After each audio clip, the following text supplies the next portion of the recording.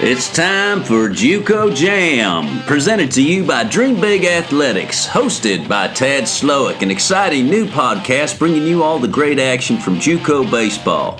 Here you'll find weekly updates from around the country, highlighting the teams, players, and coaches who impact the game at the junior college level. Everything you want to learn about JUCO baseball can be found here and on our website at dreambigathletics.com. There you'll find our weekly team rankings, the top player rankings headed into the spring, and all the news of what is happening in the game at the junior college level. On this show, you will have many guests, coaches, players who will give us insight on the day-to-day, behind-the-scenes working of junior college baseball. And now our host, Tad Slowick. Welcome, baseball fans, to another episode of the JUCO Jam Baseball Podcast, brought to you by Dream Big Athletics. I'm your host, Tad Slowick.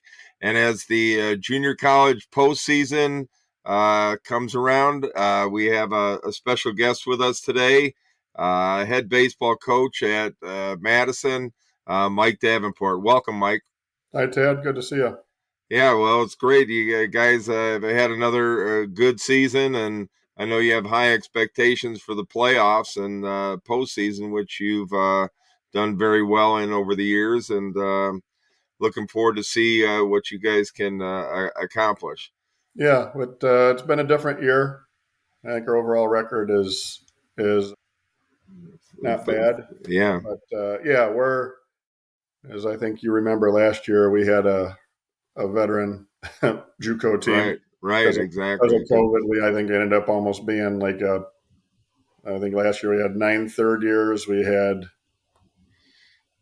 11 true sophomores, and then I think 9 or 10 freshmen last year. Yeah, definitely a good, strong club that was made it to the championship game at the national championship there in Enid, and ended up losing to Pearl River, who was national champions. But no, it was good. It ended up being best 2 out of 3, just because of how the brackets played out. But no, it was a good event and a good experience, and close but no cigar. So right. Yeah, but no. And then with that being last year's class, we return exactly 2 guys that were on the field at all last year positionally, and I think we came back with 5 pitchers, but 2 are actually shut down for the year. So we are now very inexperienced when we started the year. So we're hoping.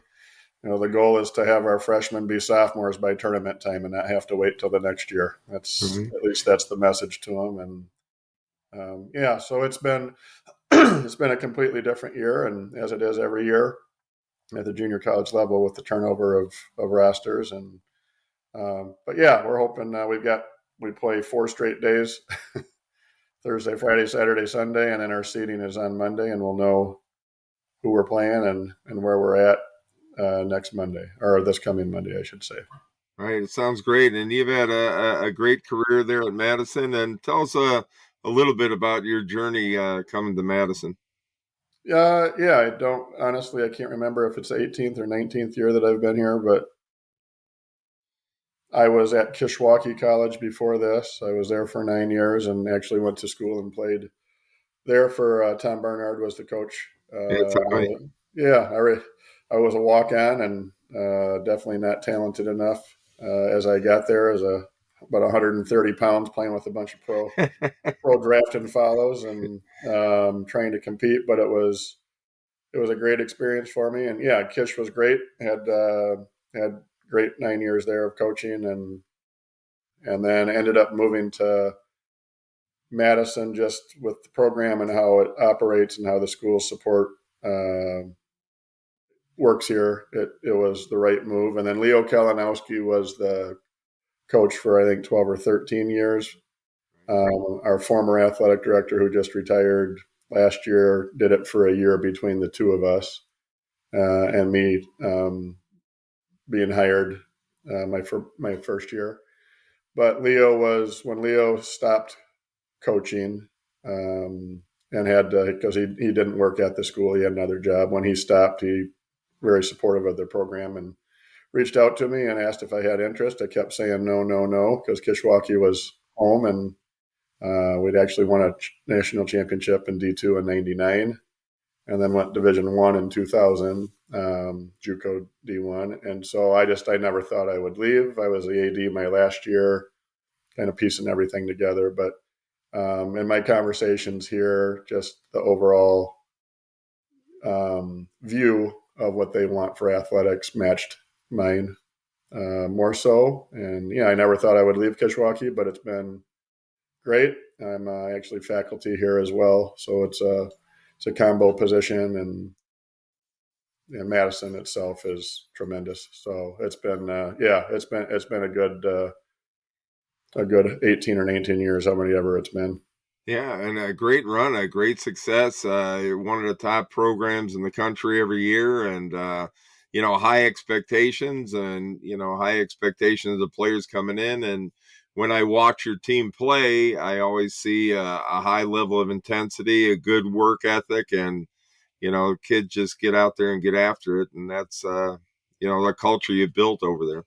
Yeah, I'm glad that's how it's shown through over the years, and it depends on the day, just like all junior colleges and what you're going to see. I think maybe where we're a little bit different than even some other better programs in the North is that we have a roster limit, and so with that, we try like everybody not to miss, but we really can't just bring in a bunch of guys and hope that somebody takes a job or anything like that. So it's not like we don't have competition. I mean, our roster limit's big enough that we can have injuries and sustain them and still have players out there. But we, in this generation where I complain about trophies for everybody, I kind of go against that a little bit. We give everybody opportunity early, and it's about the halfway point where we start to pare down a little bit, and then now, like a week or so ago, we started to pare down even more and just try to get what we feel like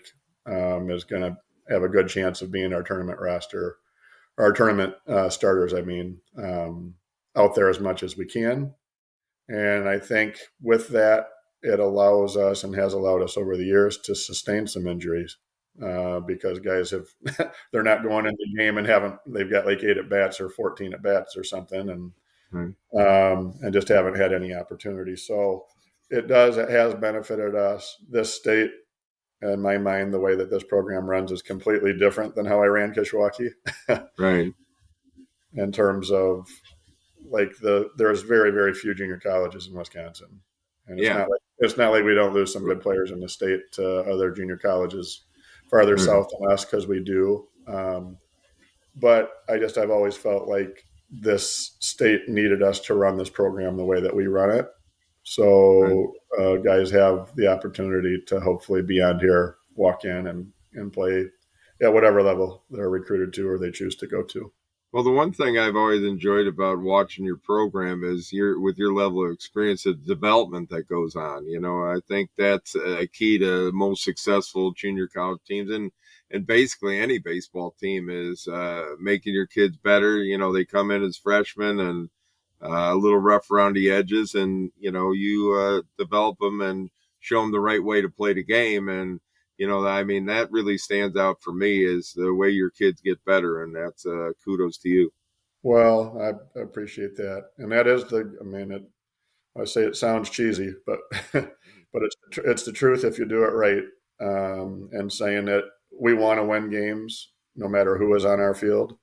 We want them to compete hard, but it really is about them growing up as men and trying to figure stuff out on their own, and having some rough patches, but not giving in to, maybe I'm not good enough now at the college level. And yeah, so it's that hasn't changed. I think when I get to the point to where I don't enjoy practices as much or more than I enjoy games, then it would be time for me to quit. Right.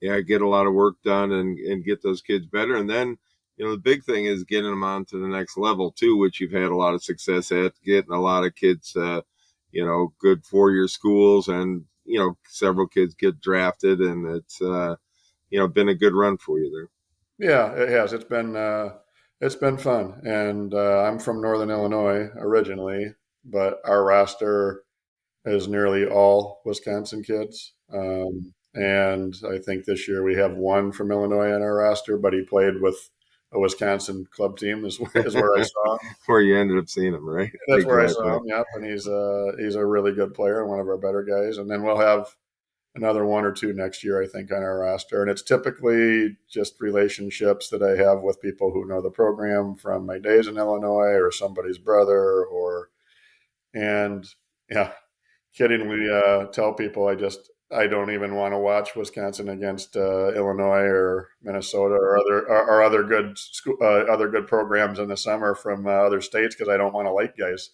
Right, right, exactly. And it's and that's great that Wisconsin has that good option to go to before they head to a 4-year school. So yeah, and I do. I feel it's like I would be doing the state a disservice if we didn't make this primarily, cheeseheads. So they get right, exactly. Yeah, they want to stay around, and there are a lot of like-minded people, right.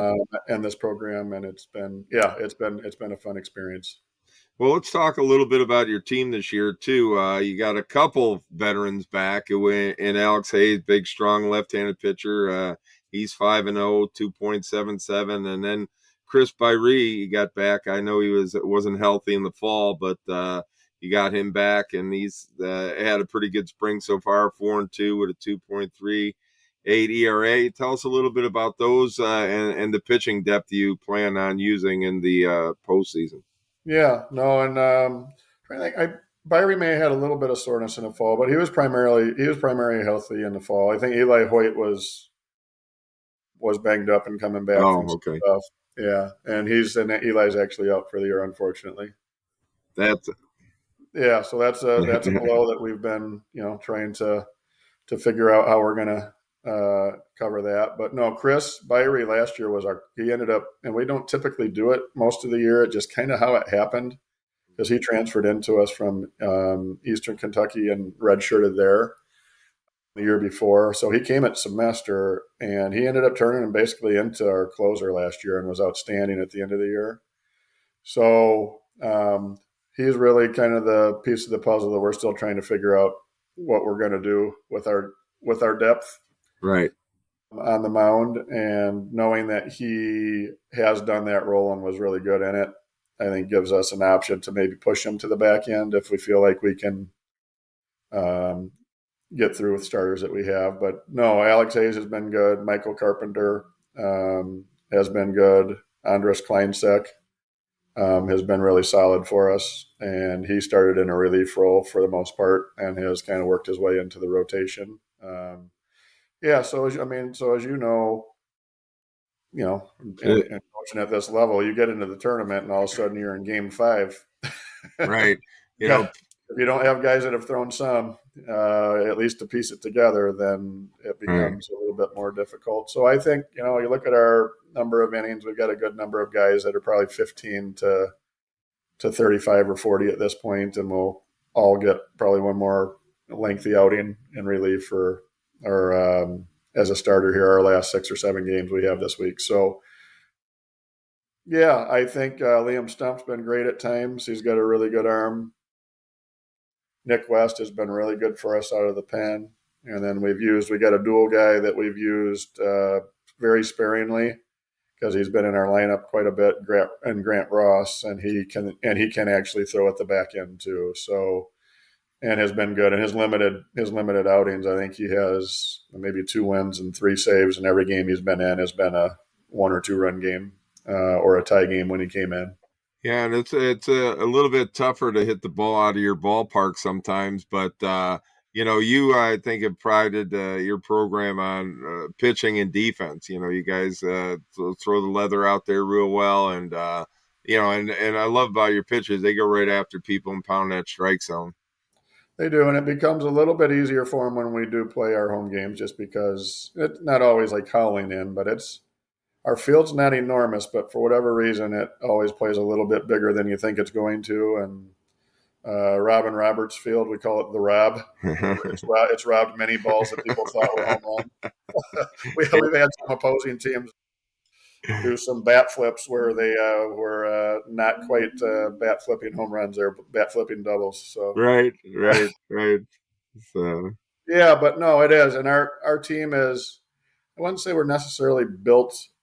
I don't recruit around our home park, but we do emphasize the things that you just talked about. We typically will play defense well with the 9 that we have on the field at the end of the year. And our pitchers are, I mean, it's the one thing that can get you not in the favor of me here is to be afraid of contact. I always go tell guys to get their brains beat in until they can figure out how to live on the edges, and they'll get their opportunities if they don't show that they're afraid to compete in the strike zone. And so that is it. And then we hit and run, and we'll try to bunt for hits quite a bit, and really emphasize trying to be good with 2 strikes and Right. put pressure on people to make tough plays to get off the field. Right. And one thing, again, about your program, your guys grind out those at-bats pretty good. Try to get it on to the next guy, have a good at-bats all the time when they go up there. One guy that really stood out for me is Gabe Wrestler, just a live body guy, just a lot of energy around the field, a very good athlete. He's having a pretty good year, hitting 344 right now. And tell us a little bit about him. Yeah, he's our one Illinois guy. So just over the border, I think Rockton Hononegah is high That's school. why I had to throw him in there. You know what I mean? Yeah, no, Gabe is he's a tremendous athlete, and and he's played. Clayton Slack transferred into us from Marshalltown, and Clayton can really play defense at short as well. When we have them both on the infield, I think we're probably defensively at our strongest. But Gabe has also played center field and he's a plus center fielder as well. So yeah, he could go get him out there. He can. He's got instincts, and offensively, a little bit up and down over his 2 years. But man, when it's really counted, he's put good at bats together and runs really well. I mean, he's different than a lot of guys because like you put him in a showcase, he's probably one of the toolsiest dudes there. Right, But absolutely. you put him on the field and you don't actually know he has tools until he needs to make those plays. Right. But he'll run hard. He can steal bases. He's instinctive on the bases. And so, but yeah, I think he threw 95 across the infield and 97 from the outfield. And so the tools are all there. But what's great about him is he is a throwback kid in general, just in how he plays, I think. And he was on a team that was a veteran team last year that we didn't have to say hardly anything to because they just got after it and played hard. Gabe was the voice of our position players last year as a young freshman with third-year guys on the field. And it was more about him being willing to talk. It was more about where I think people lose the willingness to be a leader nowadays is they feel like they have to be perfect or they can't say anything. And Gabe's made plenty of mistakes, but Gabe does not dwell on what he has done wrong. If he does something wrong, there's no pouting. He is not a self-absorbed guy. And that is the best quality that you have in my mind as a leader. So, I think, he's been good. Yeah, and I think even his better days are ahead of him. I think he Absolutely really just scratching the surface of what he can do as a baseball player. So he's exciting going. He's committed to UW Milwaukee, and they're getting a great player and a great athlete. And Scotty will do, and Sean Wagner will do a great job with him. Yeah, he'll have a good career there too. So. Yeah. And other guys that you have a couple freshmen who are doing pretty well for you. Will Johannes has shown a little power for you, 6 homers, 32 RBIs, and then Grant Ross hitting real well at 351. Tell us a little bit about them. Yeah, Grant was a transfer back to us from Valparaiso and has got a decent number of friends on our team that he played club with, and so he's kind of changed some things and how he goes about his business. Not that it was bad, and his work ethic's always been good. Right. But he's kind of played second. He's played third. We've DH'd him because we're planning on pitching him at times and probably will in the tournament. So even more so. But he has been really solid in his adjustment to hitting with 2 strikes in particular. Mm-hmm. He's been really good here down the stretch. And Will he's a he's a toolsy guy, and a really, really strong athletic guy. And yeah, he's still just kind of feeling through, like trying to make some adjustments with the swing. Right. Yeah, and at times he'll swing and miss, but it's been a little streaky, but not like streaky day by day. It's been a little bit streaky, but when he's been locked in, I mean, he's had a couple. He carried us on our spring trip. He and Nick Nowak, our two catchers, carried us on our spring trip to Arizona with Wood, and he just hammered some balls at some pro parks that he hit about 450 that didn't go out. It seemed like, and Wow. yeah, I mean, we're just playing on one place, the White Sox complex, and the wind was blowing in, and he hit two that were like just absolute, shows. And so, but he runs well for a big guy. I mean, so once again, he's a toolsy guy, but when he's been going good, he's been a really tough out with 2 strikes as well, even though he's got some strikeouts, and I think he's just kind of coming into his own. He'll end up being a really high-end guy, I think, by the time he's done playing. Yeah, and you got a pretty strong lineup top to bottom, guys who can do some things for you, like you said, bunt, move runners over, and do some other things. So yeah, no, we'll hope that we can. At this point, I tell them I just want to see good baseball, and I don't know if they believe it or not. I would rather play a 3-2 game where we get beat in a really close, good game as opposed to a sloppy 13-11 where nobody can make a play on either team. And, right. Now you get to tournament time, I will take the sloppy 11-13 win over Exactly. over the 3-2 loss, but we hope that they're crisp and they're well played games by our end anyway. Right. Speaking of tournament time, you got one of the tougher regions to get out of here. You got McHenry, you got Kankakee, Blackhawk, Morton. I mean, you got, and any team's going to be dangerous. Bryan and Stratton has had their moments this year where they played really well. Yeah, Bryant and Stratton's got a couple pretty good arms, and when they're on the mound, they can beat anybody.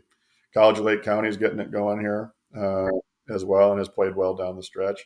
So no, I mean, I get into the national debate at the junior college. It doesn't really happen with anybody other than the people who know JUCO baseball, right? Right. But it's just in the past there were no, like, I think we're on 2017 maybe was the first year that we had seeding at our national tournament, right? And when that started to happen, your overall record started to mean a little bit more, and how you did against teams that you could actually cross over. So our trip to Arizona has become more important. I don't treat it any differently than I ever have. And because and now we're going to start with 2 at-larges next year, which I'm honestly not a fan of. But yeah, and you've got Southern teams that when you look at their schedules and how it operates, it's just completely different than how we operate. And so they've got Friday, Saturday, Sunday starters like D1s, and then maybe play a midweek game or 2 mixed in there. All 9s typically, or mostly 9s typically. And here, like I always say, take your better Southern teams and shove them up here and have them play our schedule where they've got South Suburban, who's a D1 on a Saturday, and Kankakee on Sunday for 2, and then travel to Madison on a Tuesday and play.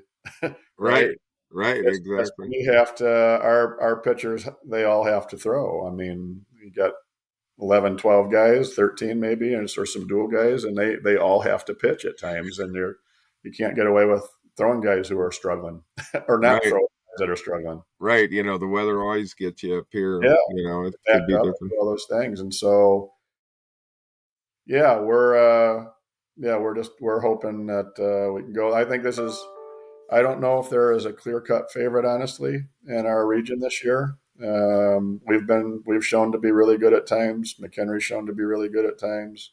I mean, all the teams you listed have shown the ability to be really good. And so, but whoever comes out should absolutely be battle tested. Yeah, definitely. This year, because it's the deepest, because we're now back to, we call it a sectional, but it's essentially we play our regional as our sectional and our regional as our district, right. So, you know how it operates, but now we're going 3 teams, so 12 make it, right? So you could draw essentially, I mean, some of the teams you mentioned could be like 10, 11, 12 in our region. Right. So that would be the 3rd team to be in your in your 3-team sectional. Right. Yeah. So it's and that's why, I think that's why also you've had success at the World Series, is because you are prepared for anything by the time you get there, going through the teams you have to get through just to get there. So yeah, and what I like, and it's not, our system for seeding is not perfect, and it's actually going to change a little bit next year, but kind of with the same premise. But what I love about it is it helps all of our divisions, because we're one of few probably that cross over and have 3 divisions that all play each other. right. So every game within our schedule in our region, it doesn't matter if they're Division 1, 2, or 3, they all count towards seeding. So there you don't show up any day and it's like, this one doesn't really count. Right. Right. Right. So we can throw some guys who are struggling and give some guys at bats. Yeah. And so, what I just heard, I'm not sure if it's true, but it sounds like they are not going to officially count any games against 4-year JVs starting next year.